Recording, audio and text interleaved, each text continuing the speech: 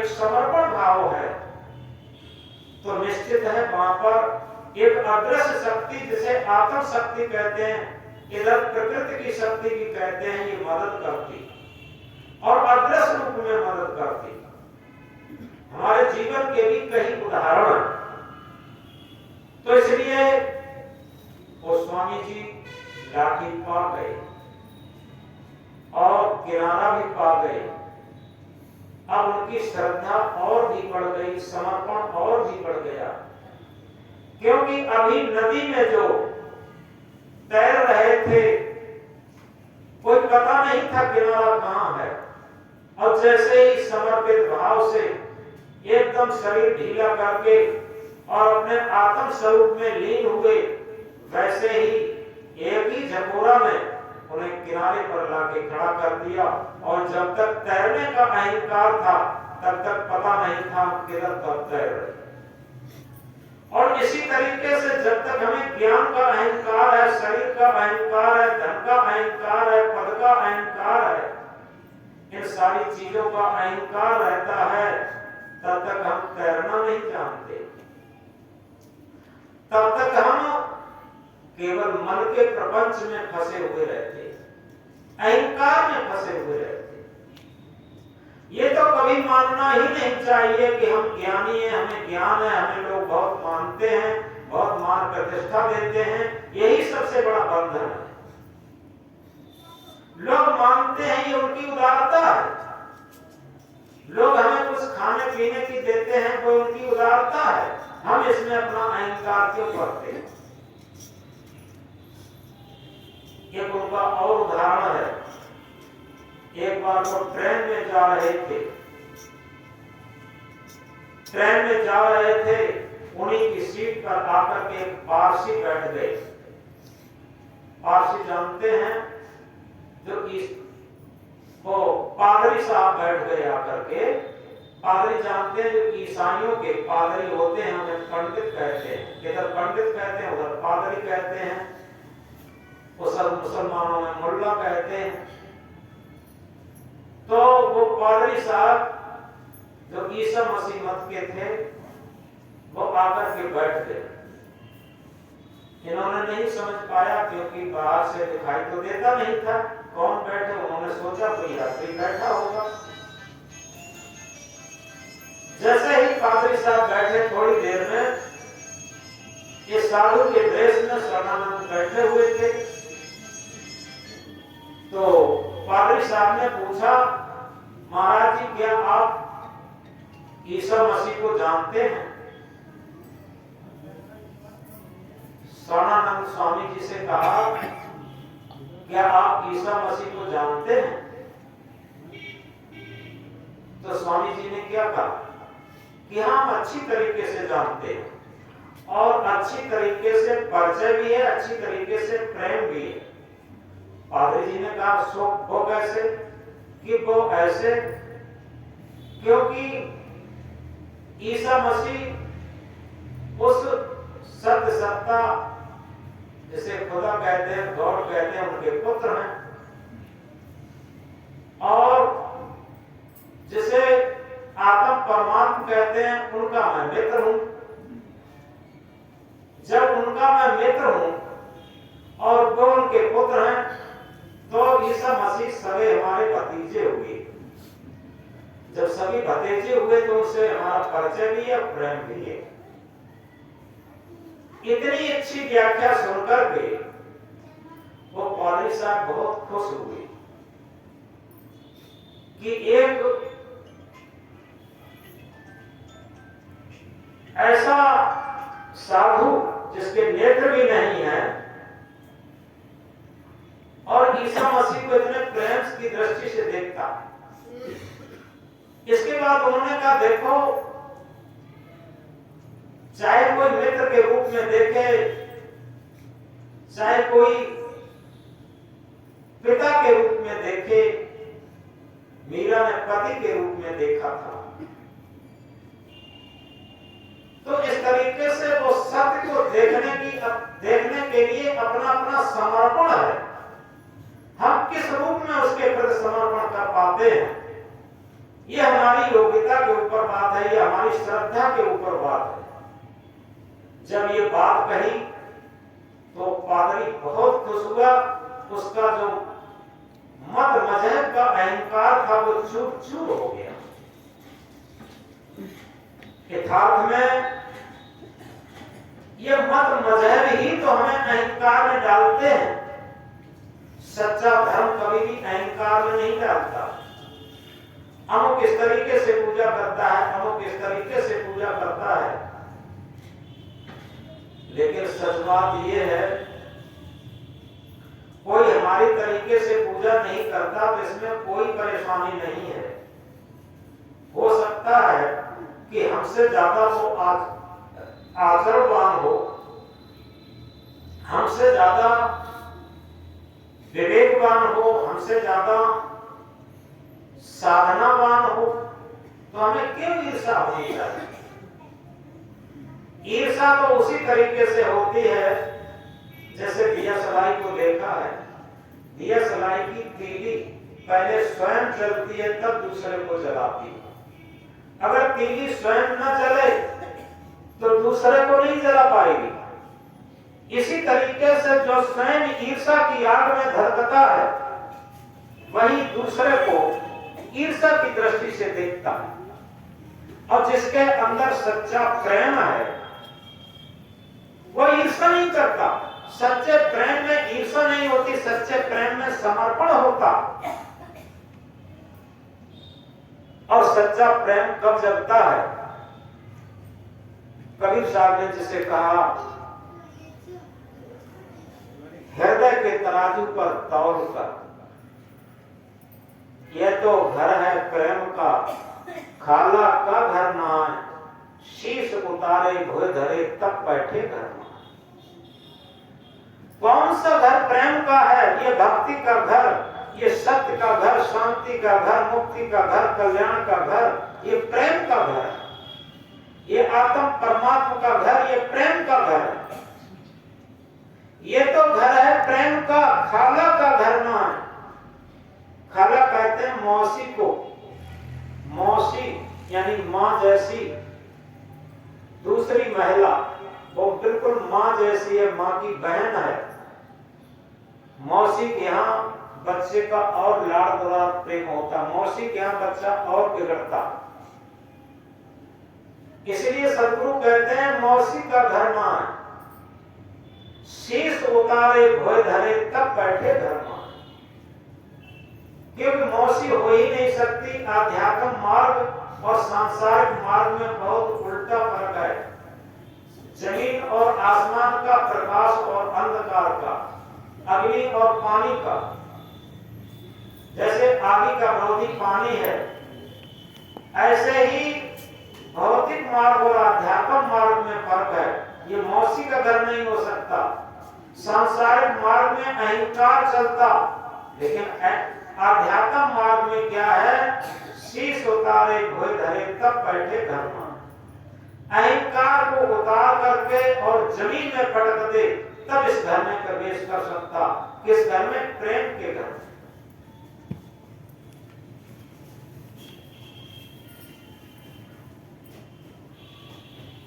पोथी पढ़ पढ़ जन्म हुआ, पंडित भया न कोई, ढाई आखर प्रेम का पढ़े सो पंडित हो। पोथी पढ़ पढ़ जन्म हुआ।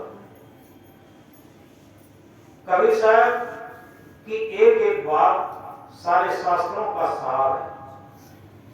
हम सारे पोथियों को पढ़ डालें, लेकिन जो वास्तविक पांडित्य है वो हमारे अंदर नहीं आ सकता। क्योंकि ज्ञान संयुक्त आचरण हो वो महापंडित कहलाता है। ज्ञान के अनुसार ही जिसका आचरण है उसी के अंदर पांडित्य, उसी के अंदर प्रेम, उसी के अंदर आध्यात्म प्रकट हो सकता, प्रस्फुटित हो सकता। तो इसलिए कबीर साहब कहते हैं पोथी पढ़ पढ़ जन्म हुआ। पोथी पढ़ पढ़ करके, रट रट करके और कह के करके संसार मर गया। कोई भी आध्यात्मिक जिज्ञास न बन पाया, कोई भी पांडित्य को धारण न कर सका। ढाई आकर प्रेम का पढ़े सो पंडित हो। जिसने प्रेम को पढ़ लिया, प्रेम को धारण कर लिया और प्रेम की प्रति समर्पण हो गया, वो वास्तव में सच्चा पंडित हो सकता, सच्चा विद्वान हो सकता, सच्चा ज्ञानी हो सकता, सच्चा साधक, सच्चा भक्त हो सकता। तो इसलिए वाणी तो अनमोल है, जो कोई बोले जान, ये तराजू तौल के तब मुख बाहर आन।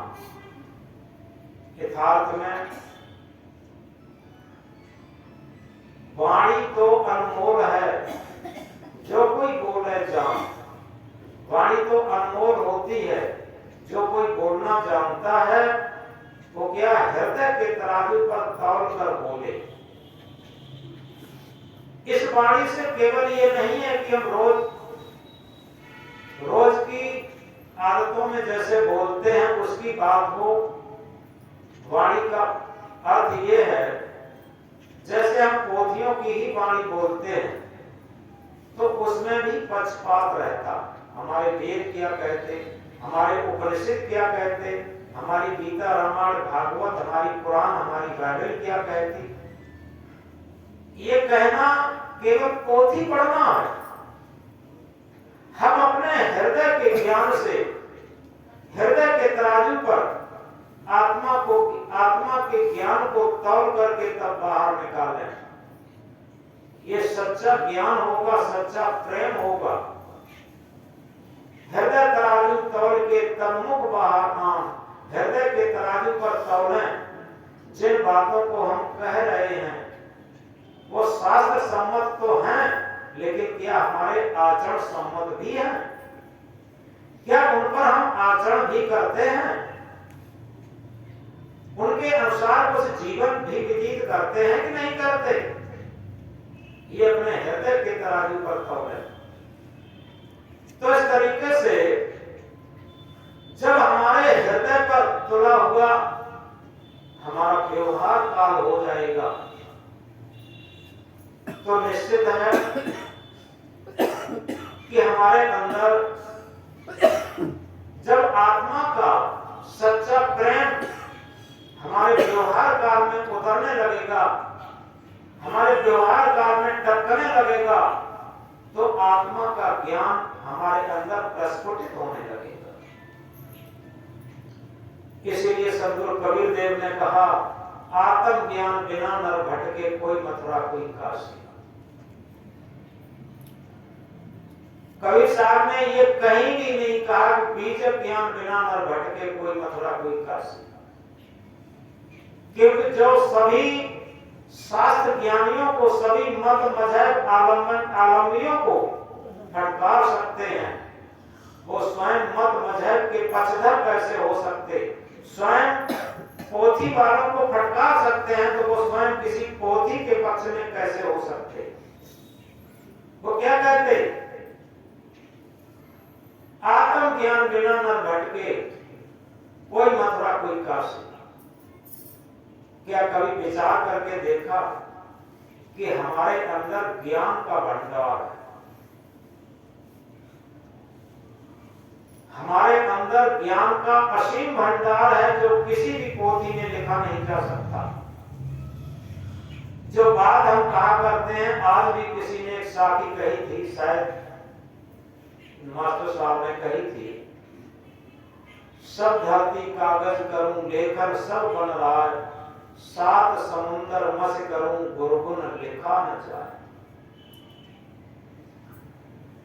सब धरती कागज करूं, पूरी धरती का कागज बना लिया जाए और जितनी भी वन है, लकड़ियां हैं, ये जंगल है, इसकी कलमें बना ली जाए और सात समुद्रों की स्याही बना ली जाए, लेकिन गुरु के गुण को, गुरु के महत्व को, गुरु की उपयोगिता को लिखा नहीं जा सकता। इसमें देखने में अतिशयोक्ति लग सकती है, लेकिन यथार्थता में नहीं है। क्यों? सच्चा गुरु ये शरीर नहीं होता। सच्चा गुरु, गुरु के अंदर भी जो गुरु की आत्मा है, जिसमें व्रत प्रस्फुटित हो सकता है, वह गुरु है। और शिष्य के अंदर भी आत्मा ही गुरु है। जिस तरीके से एक प्रज्वलित दीपक से हजारों दीपक जलाए जा, बुझे हुए दीपक जलाए जा सकते हैं, इसी तरीके से जिस गुरु के अंदर आत्मा का ज्ञान प्रस्फुटित हो सका, वही गुरु दूसरे के अंदर भी आत्मा का साक्षात्कार कर सकता। आत्मा रूपी गुरु को निर्देशित कर सकता, आत्मा रूपी गुरु में स्थिति बनवा सकता। तो इसलिए दूसरी बात, शरीर के अंदर एक सवेरे को प्रार्थना गाई जाती है, इस सत्संग के बाद में भी गाई जाएगी। उसकी अंतिम लाइन है, पहली लाइन है जय जय गुरु शरणम। ये दीवार पर लिखी रहती है, जय जय गुरु शरणम। यह संसार स्वार्थ का साथी, इसमें नहीं अपना साहब, इसमें नहीं अपना। अपनी शरण लगाओ, संसार है ये सपना। गुरु शरणम बहुत ऊंची चीज है, क्योंकि जहां पर समर्पित होता है किसके लिए? गुरु के लिए। अब विचार करके देखें, हमारा मन कहां पर समर्पित है? हमारा मन धन के पीछे, पद के पीछे, प्रतिष्ठा के पीछे, मकान महल से लेकर के कहां समर्पित है। लेकिन 24 घंटे में कोई समय ऐसा भी आता है कि सच्चे सदगुरु के प्रति, सदगुरु का अर्थ है, सद कहते हैं त्रैकालिक सत्य, गुरु कहते हैं जो मरण धर्मा शरीर को जीवित प्रकाश धर्मा करे।